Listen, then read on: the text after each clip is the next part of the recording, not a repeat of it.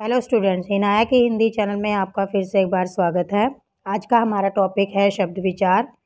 इससे पहले हम भाषा पढ़ चुके हैं, वर्ण हमने पढ़ा है, वर्ण के अंदर हमने स्वर, व्यंजन, इन सब टॉपिक को देखने के लिए आप मेरे चैनल को सब्सक्राइब करें, आपको सारी वीडियो इसमें मिल जाएंगी। हमने इसमें स्वर व्यंजन के साथ साथ वर्ण संयोग, वर्ण विच्छेद वगैरह भी सब कुछ पढ़ लिया है। तो आज का हमारा टॉपिक रहेगा शब्द, क्योंकि वर्ण के बाद व्याकरण का जो अंग है, जैसे वर्ण है, वर्ण से बनता है शब्द और शब्द से बनता है वाक्य। तो आज हम सेकंड स्टेप पे पहुंच गए हैं, शब्द पर पहुंच गए हैं। शब्द क्या होता है, तो सबसे पहले हम इसकी परिभाषा जानेंगे कि शब्द क्या होता है। तो शब्द, कई तो कहते हैं कि वर्णों का समूह होता है, ठीक है, लेकिन वर्णों के समूह को हम खाली शब्द नहीं कह सकते, ठीक है। समूह कह सकते हैं हम, लेकिन खाली समूह नहीं कह सकते, इसके आगे एक वर्ड हमें लगाना पड़ेगा, सार्थक। वर्णों के सार्थक समूह को हम शब्द कहते हैं। कारण क्या होता है, मान लीजिए एक वर्ण है क, एक वर्ण है ल और एक वर्ण है म। हम इन तीन वर्णों को हमें जोड़ना है। अगर हम इनको तीनों को जोड़ के बनाते हैं कलम, तो बन जाएगा सार्थक शब्द, क्योंकि इसका एक अर्थ होता है। लेकिन हम इसकी जगह अगर म क ल बनाने लगे या ल क और म बनाने लगे हैं, तो ये भी तीनों वर्णों का समूह, लेकिन ये सार्थक नहीं है, तो इसलिए ये शब्द नहीं गिने जाएंगे व्याकरणिक दृष्टि से। तो व्याकरणिक दृष्टि से शब्द वो होता है जो सार्थक होता है। तो हम परिभाषा क्या लेंगे, वर्णों के सार्थक समूह को शब्द कहते हैं, ठीक है जी। क्लियर हो गए यहाँ तक। उसके बाद आता है एक शब्द से ही जुड़ा हुआ टॉपिक बनता है पद। पद क्या होते हैं, पद भी शब्द ही होते हैं। पद भी क्या होते हैं, शब्द होते हैं। लेकिन जब कोई शब्द व्याकरणिक नियमों से बंध जाता है,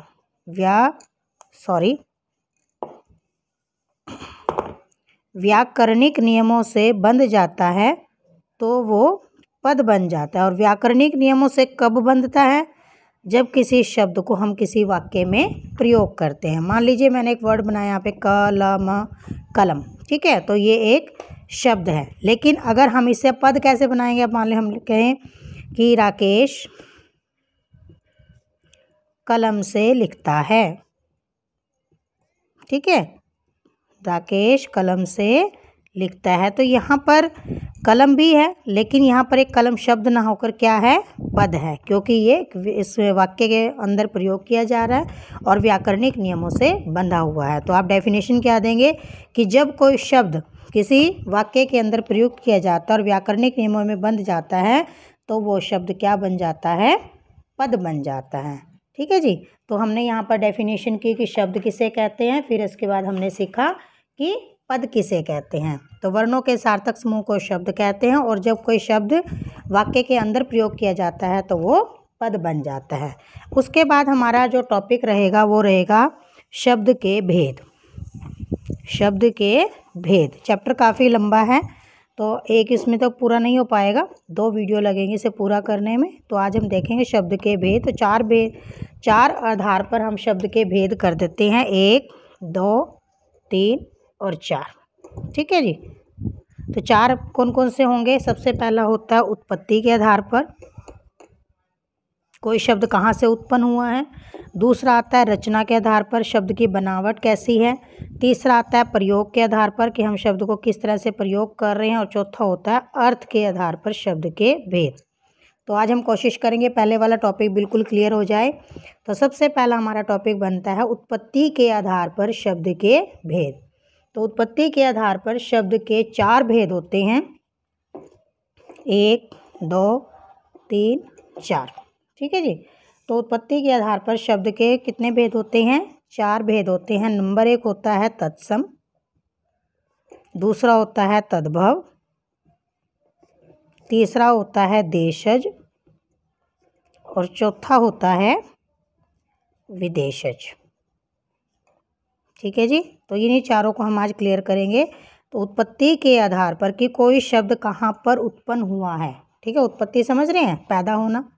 तो शब्द की उत्पत्ति कहाँ पर है, तत्सम रूप में है, तद्भव है, देशज है या फिर विदेशज है। ये सिर्फ ये नहीं है कि आपके 7th 8th तक ही आएगा। अगर आप कोई एग्ज़ाम दोगे किसी कंपटीशन में, वहाँ पर भी आते हैं ये वर्ड, तो ये प्लीज़ अच्छे से क्लियर कर लेना। और अगर आपका कोई जानकार है जो इस तरह की तैयारी कर रहा है तो प्लीज़ उसके साथ भी आप ये चीज़ शेयर कीजिए कि तत्सम शब्द क्या होते हैं, तद्भव क्या होते हैं, देशज क्या होते हैं और विदेशज क्या होते हैं। तो फर्स्ट टॉपिक हमारा बनेगा तत्सम शब्द। तत्सम शब्द, वे शब्द, तत्सम शब्द कौन से होते हैं? वे शब्द जो संस्कृत से लिए गए हैं। कहाँ से लिए गए हैं? संस्कृत से लिए गए। मैंने पिछली वीडियो में आप लोगों को बताया भी था कि जो तत्सम शब्द हमारी हिंदी भाषा है वो संस्कृत से बनी हुई है। तो जो शब्द संस्कृत से ज्यों के त्यों लिए गए हैं, ज्यों के त्यों मतलब एज इट इज़, जिसे हम इंग्लिश में बोलते हैं एज इट इज़, मतलब जैसे वो संस्कृत में प्रयोग किया जा रहा था ऐसे हम उसे हिंदी में प्रयोग कर रहे हैं, तो वो शब्द कहलाएगा तत्सम। जैसे वर्ड है प्रातः, ठीक है, प्रातः सुबह को बोलते हैं, सवेरे को बोलते हैं, तो प्रातः शब्द जो है संस्कृत का है, तो ये एज इट इज़ हिंदी में भी प्रयोग किया जा रहा है और संस्कृत में भी इसको हम प्रयोग कर रहे हैं। तो जो शब्द संस्कृत से हिंदी में ज्यों का त्यों प्रयोग किया जा रहा है उसे हम तत्सम शब्द कहते हैं। तो ये इसकी परिभाषा हो जाएगी। अगर हम इसके बात करते हैं इसके उदाहरण वगैरह के बारे में, ठीक है, तो जैसे वर्ड हो गया विद्या, ठीक है, और पुरुष, तो इस तरह के ये जो शब्द हैं ये तत्सम शब्द कहलाते हैं। अगर आप कहो कि इनकी पहचान क्या है, तो इनकी कोई ख़ास पहचान नहीं होगी, सिर्फ आपको अगर आप हिंदी पढ़ रहे हो तो आपको पता लग जाएगा कि ये वर्ड थोड़े से मुश्किल होते हैं पढ़ने में। तो ये शब्द संस्कृत से हैं, ज्यों के त्यों लिए गए हैं, इसलिए ये कहलाते हैं तत्सम शब्द। दूसरा थोड़ा आता है तद्भव। तद्भव शब्द, जो शब्द क्या हैं? हिंदी के हैं, ठीक है जी, थोड़े से बदलाव के साथ हिंदी में प्रयोग किए गए हैं। जैसे मान लीजिए शब्द है हमारा, संस्कृत में शुरू होता है मुख, तो हम इसे थोड़ा सा चेंज करके हिंदी में बोल देते हैं मुंह, ठीक है। तो इस तरह से कुछ शब्द हमने थोड़ा सा परिवर्तन कर दिया, थोड़ा उनको इजी बना दिया है, तो वो शब्द अगर हम इसमें प्रयोग कर रहे हैं हिंदी में, संस्कृत के हैं लेकिन हम कुछ परिवर्तन के बाद, थोड़े से परिवर्तन के बाद हिंदी में प्रयोग करते हैं, तो उन्हें कहा जाता है तद्भव शब्द। आपके पास ज़्यादातर क्या आता है, अगर एग्ज़ाम की बात मैं करूं तो आपके पास तत्सम शब्द होगा तो उसको बोलेंगे आप तद्भव बनाओ, ठीक है। जैसे वर्ड आ गया कोकिल, कोकिल भी पढ़ सकते हैं हम, पता है सबको कोयल को बोलते हैं, लेकिन हिंदी में हम क्या प्रयोग करते हैं? कोयल। तो तत्सम से तद्भव शब्द बनाना आ जाता है, तद्भव से तत्सम। जैसे मनुष्य, मनुख, ठीक है, भ्राता से बना दिया हमने भाई। तो इस तरह से जो शब्द संस्कृत से थोड़े से परिवर्तन के बाद, थोड़े बदलाव के बाद हिंदी में प्रयोग किए गए हैं उन्हें हम तद्भव शब्द कहते हैं। उसके बाद जो थर्ड आता है उसे कहते हैं देशज। अब इसके नाम से देख लो, यहीं से कंफर्म हो जाएगा। देश मैंने देश, ज मैंने पैदा हुआ, ज का मतलब क्या होता है? उत्पन्न हुआ। तो जो शब्द देश के अंदर ही पैदा हुआ है, कुछ भाषाओं से, कुछ बोलियों से कोई ऐसे शब्द हैं जो हमने ले लिए लेकिन उसका ना तो कोई उत्पत्ति आधार है ना कुछ है, तो वो कहलाते हैं देशज शब्द। ऐसे शब्द जो आवश्यकता के अनुसार हमने अपने बोलचाल में प्रयोग कर लिए। जैसे हम कहते हैं लोटा, पगड़ी, ठीक है, रोड़ा। तो इस तरह के शब्द कहीं पर भी उत्पत्ति के आधार पर नहीं हमें मिलते हैं, तो ये अपने आप ही हमने प्रयोग कर लिए। जैसे पशु शब्द है, लेकिन पशु को हम आम भाषा में डंगर बोल देते हैं। अब डंगर आप देख लो किसी भी जगह पर आपको नहीं मिलेगा, किसी भी बुक में। ये अपने आप ही हमने पैदा कर लिया है, अपनी आवश्यकता के अनुसार हमने इसको जन्म दे दिया है। तो ये शब्द कहलाते हैं देशज शब्द।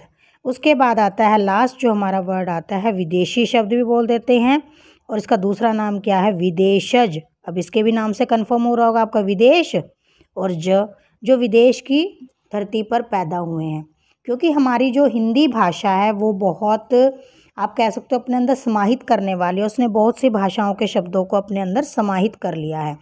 तो जो शब्द विदेशी भाषाओं से हिंदी में प्रयोग होने शुरू हो गए हैं उन्हें विदेशी शब्द कहा जाता है। जैसे हम अंग्रेजी के शब्दों का प्रयोग करते हैं, अब आप तो देखते होंगे अंग्रेजी के शब्द हम कौन से बोलते हैं। अब जैसे हॉस्पिटल बोलते हैं, हिंदी में भी बोल रहे हैं हम, तो ये अंग्रेजी शब्द है, ठीक है जी।